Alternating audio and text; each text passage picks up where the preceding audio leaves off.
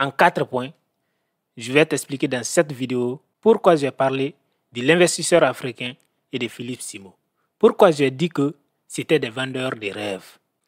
Est-ce que je me suis trompé? Est-ce que c'était une erreur? Ou alors c'était juste pour chercher des abonnés? Regarde cette vidéo si tu veux découvrir la vérité. Bonjour et bienvenue dans cette nouvelle vidéo. Si tu n'es pas abonné, je t'invite à t'abonner et à activer la cloche de notification. Il y a 3 jours, j'ai fait une vidéo sur Philippe Simo et l'investisseur africain, dans laquelle j'avais dit que c'était des vendeurs de rêves.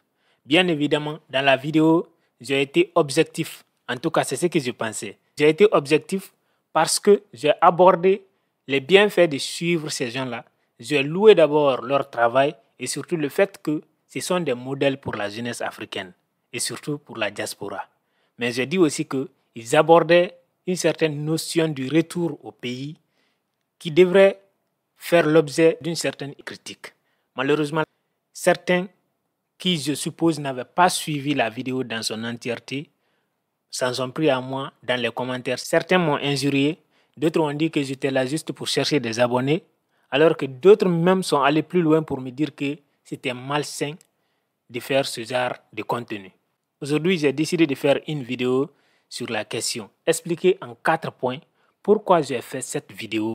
La première raison pour laquelle j'ai fait cette vidéo, c'est parce que Philippe, l'investisseur africain, les Jack Mwekasa, les Francis Ngannou, les Sadio Mané, ce sont aujourd'hui des modèles de la jeunesse africaine. Si je voulais m'adresser à des personnes qui veulent s'amuser, j'allais parler peut-être de Davido, j'allais parler peut-être de Kérosène, de Burna Boy. Je sais que dans ce cas-là, j'allais attirer l'attention des personnes qui s'intéressent à la musique et surtout à la culture en général. Mais moi, j'ai fait ma chaîne pour éveiller des consciences, pour parler de business, pour parler de l'Afrique, pour parler du réveil de l'Afrique et surtout conscientiser la jeunesse africaine, pour dénoncer certaines situations que je trouve contre-productives pour la jeunesse africaine, dont la danse à outrance, l'exposition de la nudité sur l'Internet. Donc, les personnes qui représentent mieux ce concept, ce sont ces personnes-là, les Jack Mwekasa, les Philippe Simo, les investisseurs africains. Pourquoi?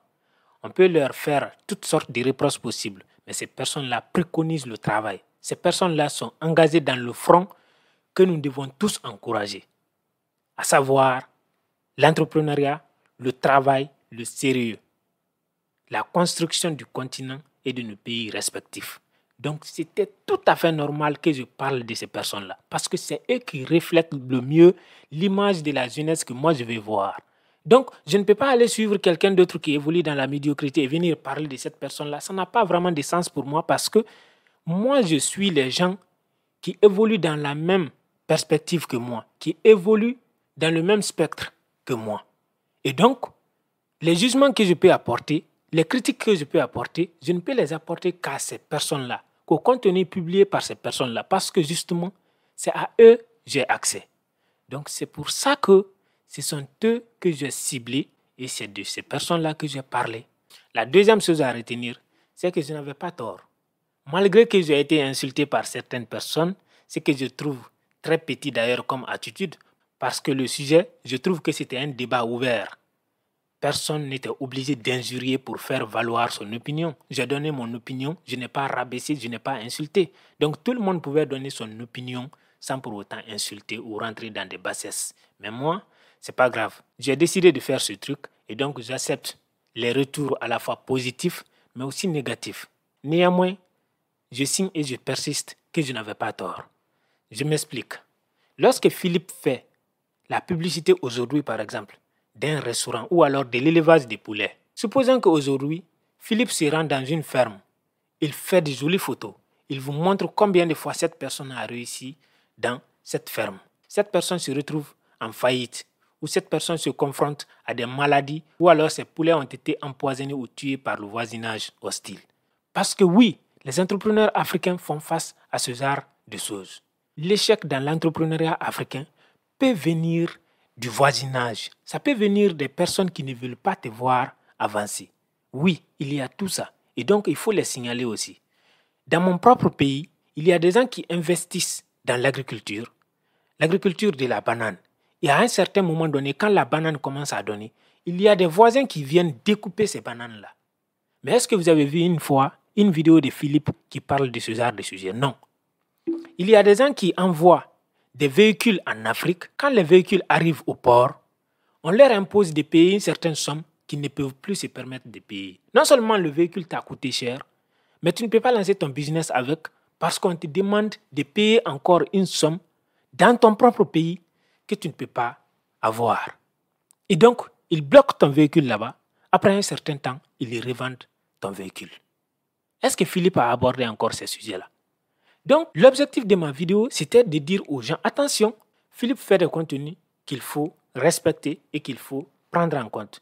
Mais il faut aussi faire attention à certains détails qu'il n'aborde pas dans cette vidéo.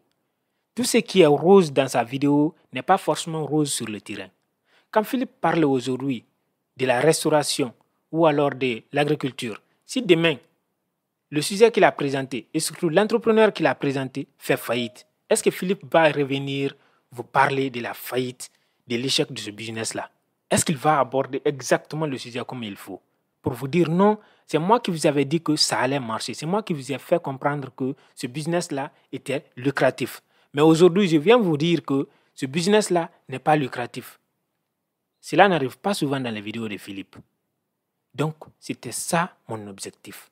Dire aux gens qu'il faut avoir un certain esprit critique quand vous regardez les vidéos sur l'Internet. La troisième raison, c'est que moi, je n'ai pas inventé cette stratégie. Il y a quelqu'un qui a dit dans les commentaires que c'est malsain de faire cela. Ah bon? Pourtant, Philippe fait ça depuis des années. Il y a des gens sur l'Internet qui ne font que ramasser les contenus des autres. Même YouTube même reconnaît que tu as le droit de récupérer le contenu de quelqu'un d'autre et venir publier sur ta page, à condition que tu ajoutes ta part de contribution à la vidéo. Donc, s'il y a quelqu'un qui ne sait pas comment fonctionne YouTube, je crois que la personne ferait mieux plutôt de partir se renseigner plutôt que de venir à chaque fois qu'il ou elle va voir du contenu quelque part qui parle de quelqu'un que lui, il aime, va venir insulter les gens. Non, c'est pas comme ça que ça marche. Sur les réseaux sociaux, c'est comme ça. C'est pour ça qu'on parle de partage. Quand tu mets quelque chose en ligne, tu mets à la disposition de tout le monde. Bien sûr, il y a des droits d'auteur. Mais dans ma vidéo, à aucun moment, je n'ai pris du contenu de Philippe et je suis venu publier sur ma page intégralement. Même si j'aurais pu le faire. Et c'est autorisé. Il y a plein de personnes qui font des vidéos sur Philippe. Il y a plein de personnes qui récupèrent des contenus de l'investisseur africain de Jack Mwekassa et qui modifient juste un petit détail pour publier sur leur page. YouTube ne leur a jamais banni, ne leur a jamais interdit de faire cela. Parce que justement, c'est possible de le faire sur l'Internet. Les gens publient tous les jours des matchs de foot. Les gens publient tous les jours des vidéos sur Cristiano Ronaldo, sur Lionel Messi. Personne ne s'en plaint. Parce que c'est comme ça que ça fonctionne l'Internet. Donc, je n'ai pas volé moi cette stratégie. Si je prends une vidéo dans laquelle je parle de Philippe ou je parle de Jack Mwekassa, c'est parce que ces personnes-là ont déjà réussi dans un domaine dans lequel moi aussi je vais réussir. Et donc, ce sont mes références. Moi, je ne peux pas vous parler d'un influenceur ou d'un entrepreneur anglais, d'un entrepreneur américain, d'un entrepreneur japonais et attirer votre attention. Parce que non seulement on n'évolue pas dans le même environnement, on n'est pas sur le même continent, les réalités ne sont pas les mêmes. Donc je parle des personnes qui sont sur le même continent que moi, qui vivent les mêmes réalités que moi et qui s'adressent à la même jeunesse que moi. C'est tout à fait normal alors que je parle de ces personnes-là. Parce qu'en réalité, c'est exactement ce que eux aussi ils font. Quand le jeune Adama au Mali a eu des problèmes avec son entreprise, avant même de savoir ce qui s'est passé, Philippe a fait une vidéo. Quand il a fait faillite, Philippe a fait une vidéo. Quand Benjamin Mendy a été accusé de viol, Philippe a fait une vidéo. Quand la justice a rendu son verdict, Philippe a encore fait une vidéo. Quand Lié Primal a eu des problèmes au Cameroun, Philippe a fait une vidéo. Il a fait même plusieurs vidéos sur le sujet, sur le PDG. Personne ne s'en est plaint. Ou bien c'est Philippe seulement qui a le droit de faire ce genre de vidéos. Sur l'Internet, on aborde l'actualité, l'entrepreneuriat, le sport. Il y a un certain nombre de sujets. Quand tu évolues dans un domaine, tu ne peux parler que des sujets qui sont en rapport avec ce domaine. Et donc moi, je n'ai fait que suivre la voie que m'ont montré mes prédécesseurs. Il n'y a donc pas raison de venir pleurnicher dans les commentaires et venir crier sur tous les toits que non, c'est une stratégie malsaine ou alors tu es diabolique. Non! Dans ma vidéo, je n'ai jamais décrédibilisé ces personnes-là. Je n'ai pas fait d'injures. Je leur ai donné du crédit, mais j'ai mis les gens en garde par rapport à un petit détail dans leur discours.